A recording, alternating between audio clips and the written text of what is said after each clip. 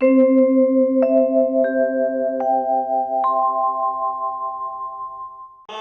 भगवान की जय।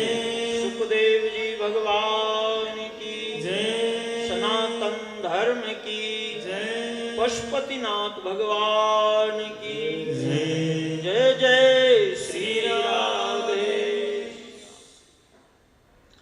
श्रीमद् भागवत सप्ताह ज्ञान यज्ञ भगवान बाल कृष्ण की वांगमयी मूर्ति, वैष्णवों का परम धन, सद्गृहस्थों का परम आश्रय एवं संतों का परम आधार। षष्ठम दिवस आप लोग यज्ञ मंडप पर भगवान की शरण में बैठे हैं, तो कुछ समय के लिए मन एकाग्र करें और भगवान की दिव्य लीलाएं श्रवण करें। कल सायंकालीन प्रसंग में वृंदावन की लीला के अंतर्गत भगवान की अनेकानेक लीलाएं आपने श्रवण की, जिसमें सृष्टिकर्ता भगवान ब्रह्मा जी मोह में पड़ गए। आगे आपने गिरिराज पूजन के प्रसंग को श्रवण किया। यहां भगवान ने देवराज इंद्र के मान का मर्दन किया। इंद्र यज्ञ भंग करवा के ठाकुर जी ने गिरिराज पूजन करवाया। 13 श्लोकों में इंद्र ने भगवान की स्तुति की है। सुरभि माता ने भगवान का अभिषेक किया है और भगवान का एक दिव्य नाम पढ़ा। बोलिए गोविंद भगवान की। दीपावली के ठीक दूसरे दिन अन्नकूट का दर्शन आप लोग करते हैं। ब्रजवासी लोग टोकरी के टोकरी ऐसे वहां पहाड़ बन गया, अन्नकूट बन गया। अब जब 7 दिन तक भगवान उंगली में गिरिराज को उठा के रखा, तो ब्रजवासी लोग भगवान के ऐश्वर्य की चर्चा करने लगे। बोले ये कृष्ण कोई साधारण बालक तो नहीं हो सकता भाई, जिसने 7 दिन ये उंगली में उठा रखा। अच्छा, 7वें दिन एक घटना ऐसी घटी कि ठाकुर जी ये ऐसे उंगली लगा के रखे थे और ब्रजवासी लोग अपनी अपनी लाठी लगा के रखे थे। जब 7वां दिन पूरा हुआ तो ब्रजवासी लोग कहते हैं, लाला तेरी उंगली तो बहुत कोमल है, दुखने लगी होगी, अब हम लाठी लगाए हैं, तू अपनी उंगली को नीचे कर। और जैसे भगवान ने उंगली को यूं नीचे किया तो गिरिराज भगवान आने तड़ तड़ लाठियां टूटना। रे लाला तुम्हारी शरण, कल आपने श्रवण किया। सब ब्रजवासियों को भगवान के ऐश्वर्य का ज्ञान हुआ, आपस में चर्चा करने लगे। ठाकुर ने विचार किया कि अगर ये ब्रजवासी लोग मुझे भगवान मान लेंगे तो मैं इनके साथ लीला कैसे करूंगा, इनके घर में माखन कैसे खाने जाऊंगा। ये तो फिर भोग लगाएंगे और षोडशोपचार विधि से मेरा पूजन करेंगे। तो आज भगवान मधुमंगल से कहते हैं कि ए मधुमंगल, तुम्हें पता है मैंने गिरिराज को कैसे उठाया? मधुमंगल ने कहा, कन्वा मुझे बिल्कुल पता नहीं। बोले, कछु माखन को बल बढ़्यो, कछु माखन को बल बढ़्यो, कछु तुम करी सहाय। श्री राधिका रानी की कृपा से गिरिवर लियो उठा। तब तक मधुमंगल ने कहा, भैया यही तो हम भी सोचते थे कि अरे इसको अखाड़े में हम रोज पलटी मरवा देते हैं, ये रोज हमसे हारता है, आज इसमें इतनी ताकत कहां से आई जो गिरिराज को उठा लिया? ये तो हमारी ही ताकत थी। भैया तेरे कुल देवता में ये भी चमत्कार है। बोले, अब आप लोगों ने तो देख ही लिया भाई। अब फिर ब्रजवासियों पे भगवान ने वही माया अब सब वही भगवान को बाल रूप में ही मानने लग गए। सुखदेव स्वामी कहते हैं, राजन, एकादशी की तिथि पड़ी और नंद बाबा प्रत्येक एकादशी को व्रत करते थे। आज भी किया, और यहां एकादश्याम निराहारः संभवर्च जनार्दनम।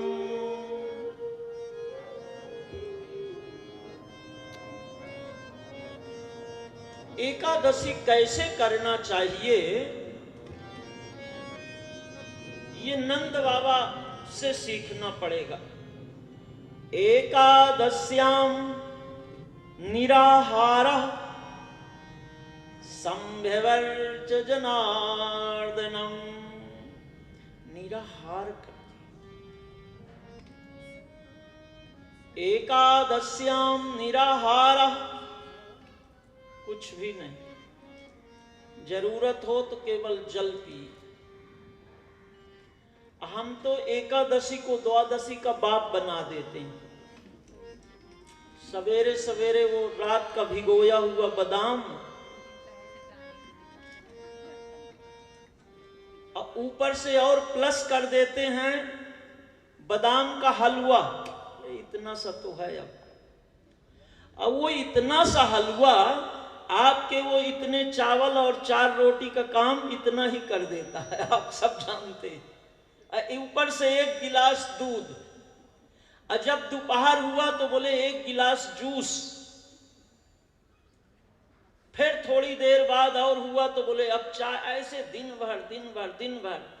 एकादशी भी हो गई, और यहाँ कई लोग तो बोले महाराज जी एकादशी भी करते हैं, पूर्णिमा भी करते हैं, मंगलवार भी करते हैं, शनिवार भी करते हैं। तो हम केवल उसको क्या बोलते हैं, पकवानों के नाम बदल देते हैं, बाकी वो एकादशी का एकादश्याम निराहारः संभवर्च जनार्दनम। उस दिन विष्णु सहस्त्र नाम की बड़ी महिमा है। आप लोगों ने विष्णु सहस्त्र नाम और एकादशी की महिमा सुनी, हो सके तो एक एक नाम लेके तुलसी अर्चन करना चाहिए। नहीं हो सके तो 1000 केवल विष्णवे नमः विष्णवे नमः विष्णवे नमः विष्णवे नमः विष्णवे नमः। अगर विष्णु सहस्त्र नाम आप संस्कृत में करते हैं तो विश्वम विष्णुर्व षट्कारो भूत भव्य भवत प्रभु भूत कृत भूत भृद्भावो भूतात्मा भूत भावना भूतात्मा परमात्मा च मुक्तानां परमागति अव्यापुरुषा साक्षी क्षेत्रज्ञोक्षर एव च योगो योग विदाम नेता प्रधान पुरुषेश्वर नारसिंह वपु श्रीमान केशवा पुरुषोत्तमा। ऐसे एक एक भगवान के नाम को यहाँ नंद बाबा ऐसा ही करते हैं। और एक निवेदन आप लोगों से और करूं, शायद आप लोग अपने जीवन में अनुभव किए हो, नहीं किए हो तो फिर से कर लीजिए। जिस दिन आप व्रत करते हो, कोई बात नहीं, बादाम का हलवा ही खाते हो, तो उस दिन आपका मन जरूर भगवान में लगेगा।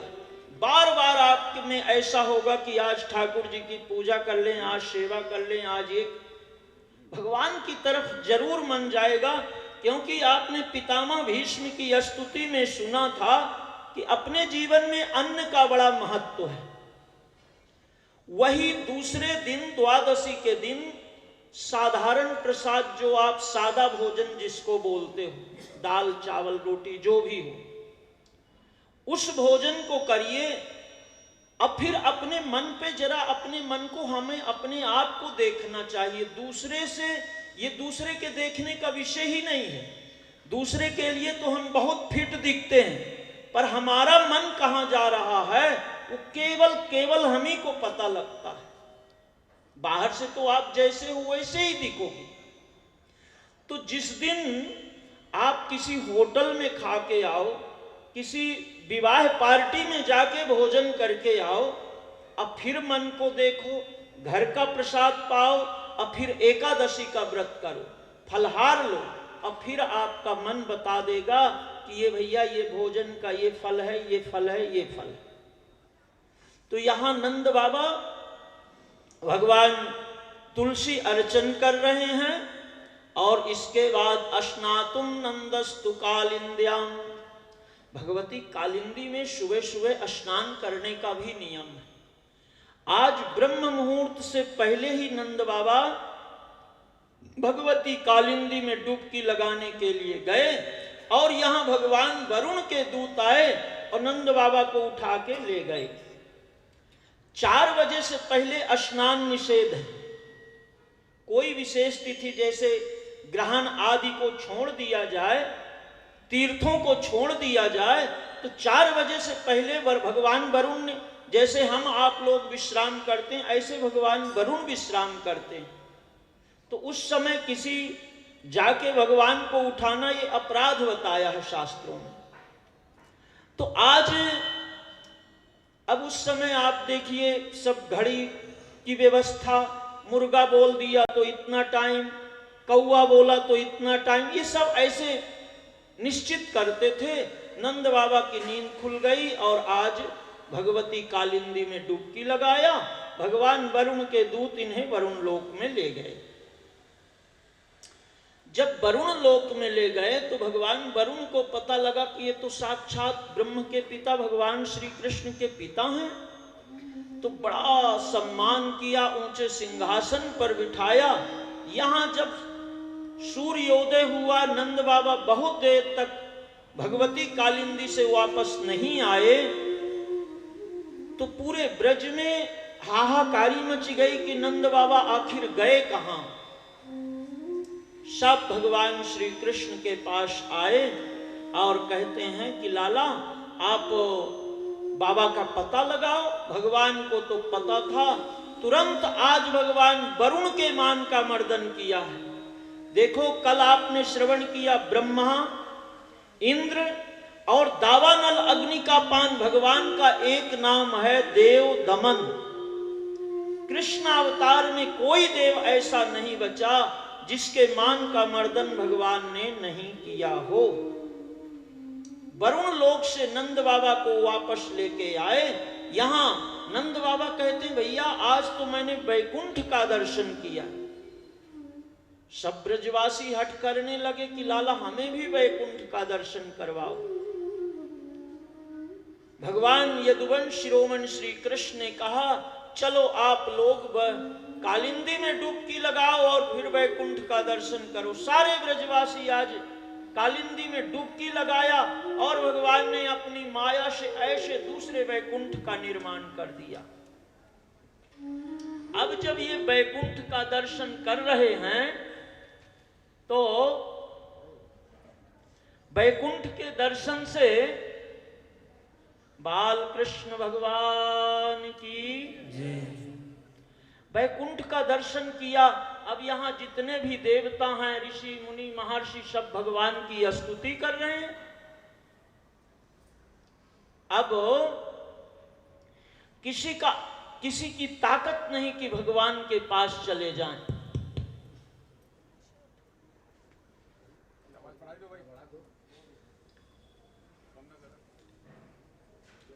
किसी की ताकत नहीं।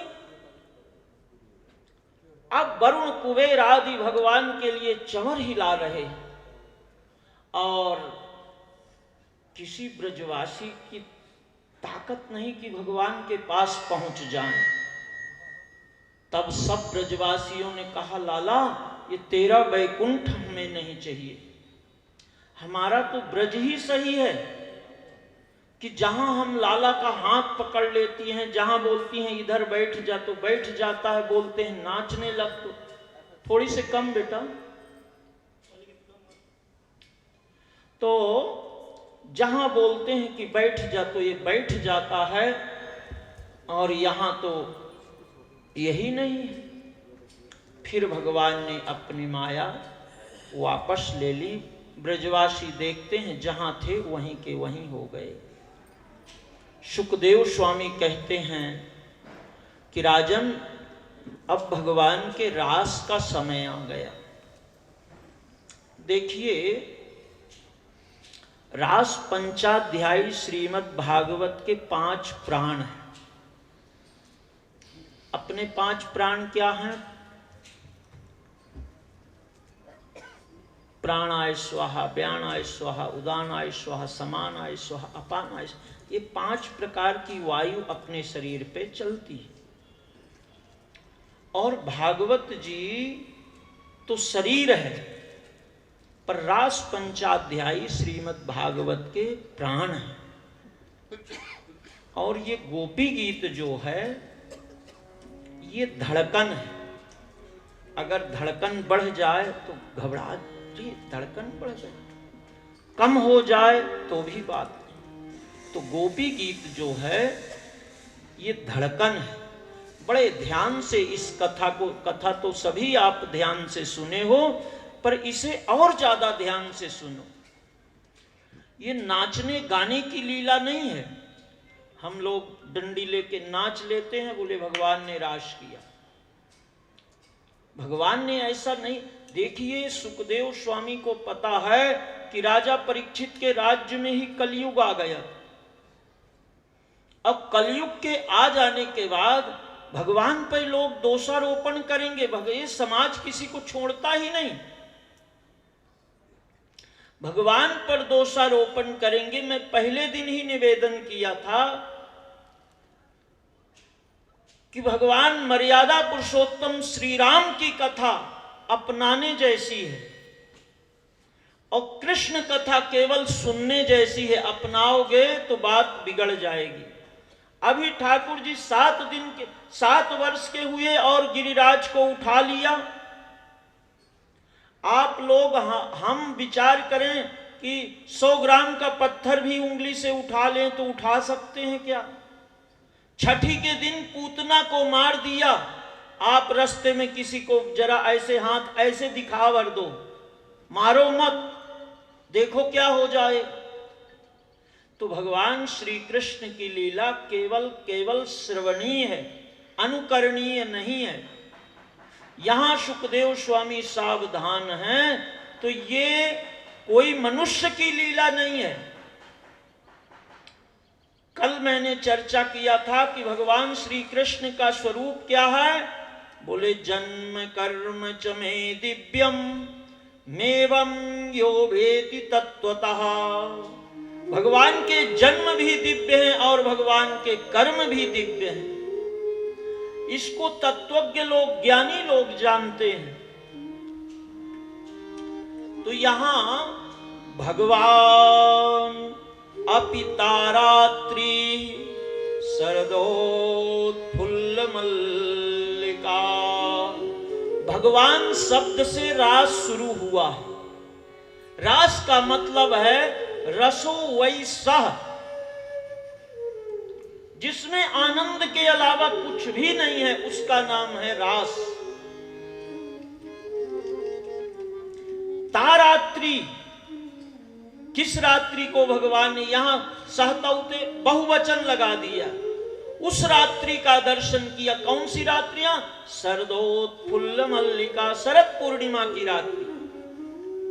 मर्यादा पुरुषोत्तम प्रभु श्री राम का अवतरण हुआ तो पूरे अवध में आनंद है। पर एक ऐसे भी हैं जिनको बड़ा कष्ट है, और वो कौन है? रात्रि। रात्रि अबीर गुलाल उड़ा तो संध्या का रूप धारण करके आई और भगवान के चरण को पकड़ लिया। कहती महाराज आपका अवतरण हुआ पर मैं आपके दर्शन से वंचित रह गई। रुदन करने लगी। भगवान ने कहा रात्रि तुम बिल्कुल चिंता मत करो। यद्यपि मैं सूर्य वंश में अवतरित हुआ हूं पर नाम तो तुम्हारा ही लगेगा। हम श्री रामचंद्र कहते हैं। रामचंद्र।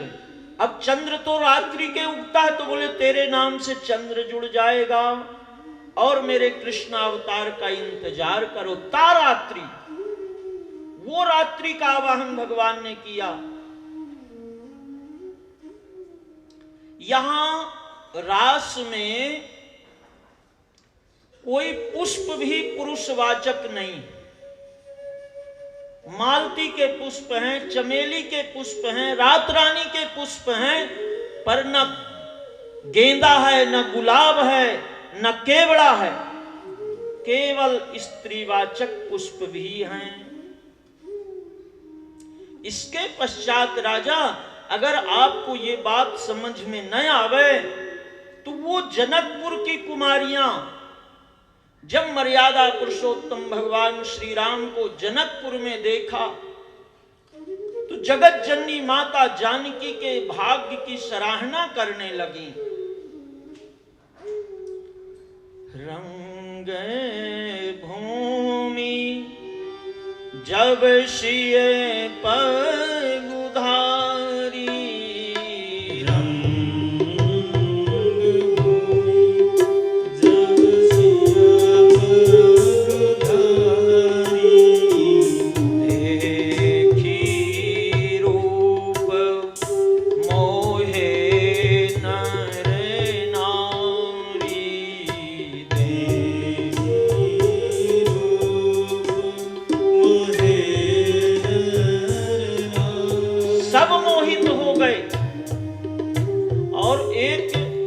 कुमारी तो कहती, अरे देवी, अरे बड़ा दिव्य प्रसंग है रामावतार में भी, यहां भी भगवान के काम विजय की लीला। ये दो दशरथ के ढोटा, अब बाल मरालन के कल जोटा, असखी इन कोटि काम छवि जीती। ये तो करोड़ों कामदेव के मान का मर्दन करने वाले हैं सखी।